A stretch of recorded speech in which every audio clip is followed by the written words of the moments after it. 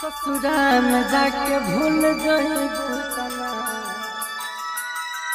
पियवा के पाक भूल गई डीजे सुमित सतीश रैना ससुराल में जाके भूल गई SK recording studio Delhi Chhatarpur पियवा के पाक भूल गई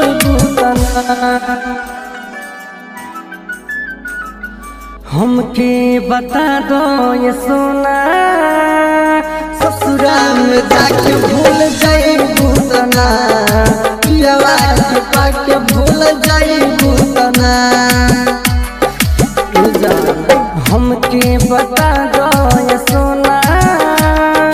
ससुराल में जाके भूल जाई भूतना पियवा के पाके भूल जाई भूतना तोहरा बिना कैसे हम जियब करे जा हमरा के पागल बनैबू का हमके बता दो ये सोना ससुराल में जाके भूल जाइबू तना पियवा के पाके भूल जाइबू तना ससुराल में जाके भूल जाइबू पियवा के पाके भूल जाइबू तना SK recording studio Delhi Chhatarpur पियवा के पाके भूल जाइबू तना बारू तू हर जाई कोइलू तू बेवफाई सोनिया के साथ चल जाइबू ये जान जाइबू ये जान जाइबू ये जान बारू तू हर जाई कोइलू तू बेवफाई सोनिया के साथ चल जाइबू ये जान बचपन के प्यार तू भुला के करे जा सोनिया के साथ खुश रहबू का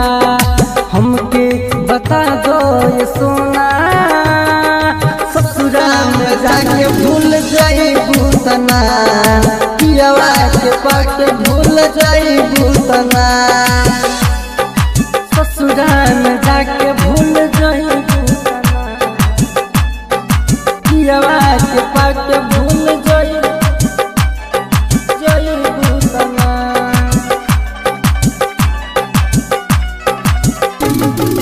पियवा के पाके भूल जाइबू तना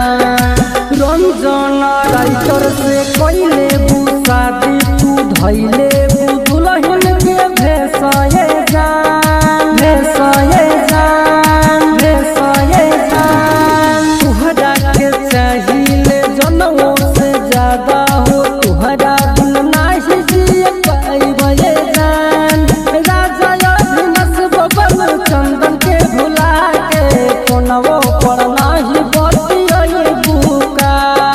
हमके बता दो ये सोना ससुराल में जाके भूल जाइबू तना पियवा के पाके भूल जाइबू तना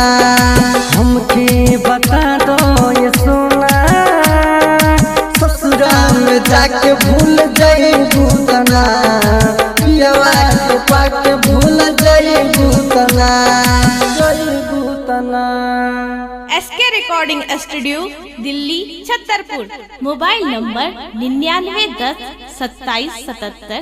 39।